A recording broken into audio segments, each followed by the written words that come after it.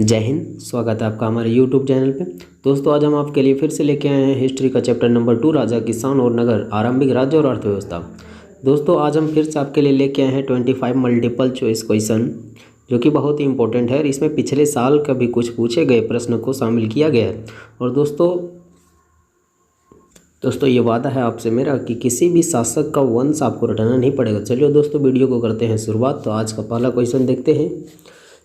दोस्तों पहला क्वेश्चन है कि कौटिल्य की कृति है। तो दोस्तों कौटिल्य की कौन सी कृति है? तो उसको अर्थशास्त्र। कौटिल्य जिसको अन्य नाम से भी जाना जाता है, जैसे चाणक्य, विष्णुगुप्त चाणक्य, इसने अर्थशास्त्र को लिखा था। दोस्तों अर्थशास्त्र में ये मौर्य काल का, मौर्य साम्राज्य का शासन व्यवस्था के बारे में बताया गया था। इसी के साथ दोस्तों चलते हैं अगला क्वेश्चन की ओर कि प्राचीन भारत में अभिलेख की शुरुआत किस शासक ने की? दोस्तों प्राचीन भारत में अभिलेख की शुरुआत अशोक ने किया था। दोस्तों अशोक मौर्य वंश के तृतीय शासक था। मौर्य वंश के तृतीय शासक था और चंद्रगुप्त प्रथम शासक था, जिसने मौर्य वंश का स्थापना भी किया। और दोस्तों ये समुद्रगुप्त हमारा गुप्त वंश का है। इसी के साथ अगला क्वेश्चन है 3 नंबर की, मौर्य वंश का प्रथम शासक कौन था? दोस्तों अभी जैसे मैंने बताया कि मौर्य वंश का प्रथम शासक कौन था, तो चंद्रगुप्त मौर्य सही आंसर है। ये प्रथम शासक था जिन्होंने मौर्य वंश का स्थापना किया। और हमारे द्वितीय शासक बिंदुसार और तृतीय शासक अशोक, और ये अशोक का पुत्र महेंद्र था। इसी के साथ है 4था नंबर क्वेश्चन कि मेगास्थनीज भारत में किसके दरबार में आया? दोस्तों मेगास्थनीज भारत में किसके दरबार में आया? तो ये चंद्रगुप्त मौर्य के दरबार में आया, जो कि मौर्य वंश का प्रथम शासक था। और बिंदुसार द्वितीय, अशोक तृतीय शासक था। इसी के साथ चलते हैं दोस्तों 5वां नंबर क्वेश्चन कि प्रयागपरस्ती की रचना किसने की? तो प्रयागपरस्ती की रचना हरिसेन ने किया था। इसी के साथ एक 6 नंबर क्वेश्चन कि भारत का नेपोलियन किस शासक को कहा जाता है? दोस्तों ये जेक में 2017 और 2019 में पूछा गया है। इसमें 1 साल का गैपिंग है, मतलब कि ये हमारे अगले साल के इंपॉर्टेंट है। तो चलते देखते हैं क्वेश्चन क्या कहता है कि भारत का नेपोलियन किस शासक को कहा जाता है? तो ये बी नंबर समुद्रगुप्त, जो कि गुप्त वंश का शासक है। और दोस्तों अशोक मौर्य वंश का तृतीय शासक और चंद्रगुप्त मौर्य वंश का प्रथम शासक। इसी के साथ चलते हैं 7 नंबर क्वेश्चन क्या कहता है कि मेगास्थनीज कौन था? दोस्तों मेगास्थनीज कौन था? तो दोस्तों मेगास्थनीज एक राजदूत था। मेगास्थनीज एक राजदूत था।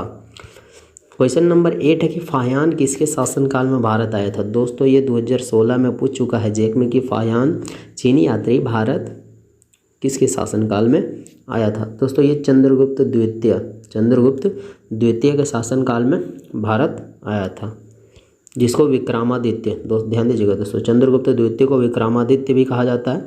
ये गुप्त वंश का शासक है। क्वेश्चन नंबर 9 है कि अभिज्ञान शकुंतलम की रचनाकार कौन है? तो इसका सही आंसर है वानाभट्ट। इसी के साथ चलते हैं अगला क्वेश्चन की ओर 10 नंबर कि प्रयागपरस्ती का संबंध किस गुप्त शासक से है? दोस्तों ये जेक में 2018 में पूछ चुका है कि प्रयागपरस्ती का संबंध किस गुप्त शासक से है? तो समुद्रगुप्त, जो कि गुप्त वंश का शासक है। क्वेश्चन नंबर 11 फूट डालकर विजय प्राप्त करने का कार्य सर्वप्रथम किस राजा ने किया? तो दोस्तों ये हमारे अजात शत्रु, जो कि हर्यक वंश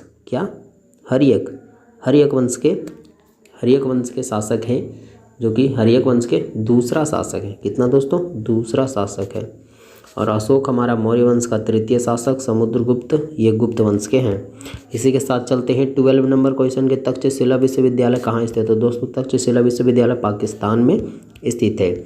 इसी के साथ चलते हैं 13 नंबर क्वेश्चन की पाटलिपुत्र नगर की स्थापना उदयीन ने किस नदी के संगम पर किया?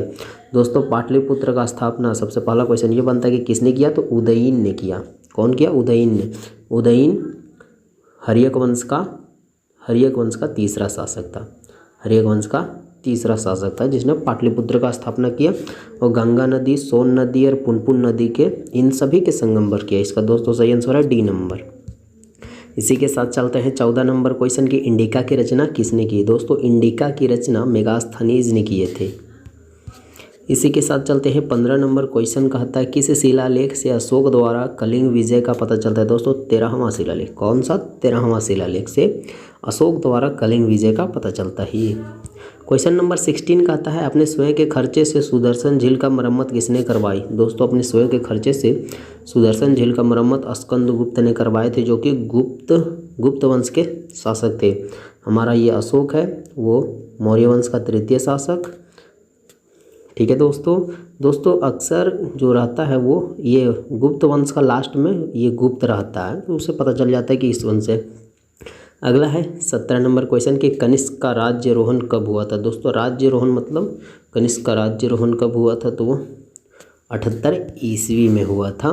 तो 18 नंबर क्वेश्चन कहता है कि मौर्य साम्राज्य का तृतीय शासक कौन था। दोस्तों मौर्य साम्राज्य का तृतीय शासक मैंने बहुत बार बताया आपको कि मौर्य साम्राज्य का तृतीय शासक अशोक था। कौन था दोस्तों, अशोक था। दोस्तों ये 2019 में क्वेश्चन पूछ चुका है। अशोक कौन था, मौर्य साम्राज्य का तृतीय शासक, चंद्रगुप्त मौर्य प्रथम शासक और बिंदुसार द्वितीय शासक और अशोक का पुत्र महेंद्र। अशोक का पुत्र महेंद्र। दोस्तों क्वेश्चन नंबर 19 है कि धम्म की शुरुआत किसने की। दोस्तों धम्म की शुरुआत हमारे अशोक ने किए थे। अशोक ने किए थे धम्म की शुरुआत, जो कि मौर्य वंश का तृतीय शासक और मौर्य वंश का प्रथम शासक चंद्रगुप्त मौर्य। इसी के साथ है 20 नंबर क्वेश्चन कि भारतीय इतिहास का कौन सा काल स्वर्ण युग के नाम से जाना जाता है। तो दोस्तों ये हमारा मौर्य काल है, मौर्य काल, जिसका संस्थापक चंद्रगुप्त मौर्य थे। इसी के साथ है 21 नंबर क्वेश्चन कि राजतरंगिणी के लेखक कौन थे। तो राजतरंगिणी के लेखक कल्हन, ऑप्शन नंबर डी सही है दोस्तों। इसी के साथ चलते हैं 22 नंबर क्वेश्चन कि अर्थशास्त्र के लेखक हैं। दोस्तों अर्थशास्त्र के लेखक हमारे कौन है, कौटिल्य, जिसका अन्य नाम भी है दोस्तों चाणक्य, विष्णुगुप्त, कौटिल्य, ये सब इन्हीं का नाम है दोस्तों। इसी के साथ है 23 नंबर क्वेश्चन की 16 महाजनपदों में सबसे शक्ति महाजनपद कौन सा है। दोस्तों सबसे शक्तिशाली महाजनपद मगध था, जिसकी राजधानी पाटलिपुत्र थी दोस्तों। और पाटलिपुत्र का स्थापना उदयन ने किया था। किसने किया था, उदयन ने। इसी के साथ चलते हैं दोस्तों 24 नंबर क्वेश्चन कि अशोक द्वारा प्रचारित बौद्ध धर्म का प्रचलित नहीं था। कहाँ प्रचलित नहीं था दोस्तों, ये हमारा ब्रिटेन में प्रचलित नहीं था। दोस्तों अशोक बौद्ध धर्म को प्रचार के लिए अपने पुत्र और पुत्री को श्रीलंका भेजा था बौद्ध धर्म के प्रचार के लिए। दोस्तों इसका पुत्र का नाम महेंद्र और पुत्री का नाम संघमित्रा था। क्या था दोस्तों, संघमित्रा। इसी के साथ चलते हैं दोस्तों 25 नंबर क्वेश्चन, अर्थशास्त्र एवं इंडिका से किस राजवंश के बारे में जानकारी मिलती है। दोस्तों इससे हमारे मौर्य वंश के बारे में जानकारी मिलती है, अर्थशास्त्र एवं इंडिका से। इसी के साथ दोस्तों मेरा मल्टीपल क्वेश्चन खत्म होता है। अगला है फिल इन द ब्लैंक्स। दोस्तों ये भी बहुत इंपॉर्टेंट क्वेश्चन है इस बार के लिए, जो कि हमारे एग्जाम में पूछेगा ही, बेशक पूछेगा। तो दोस्तों अशोक का खाली स्थान तत्कालिक सभी धर्मों का सार था। दोस्तों अशोक का जो धम्म तत्कालिक सभी धर्मों का सार था। दोस्तों अशोक का एक धर्म था।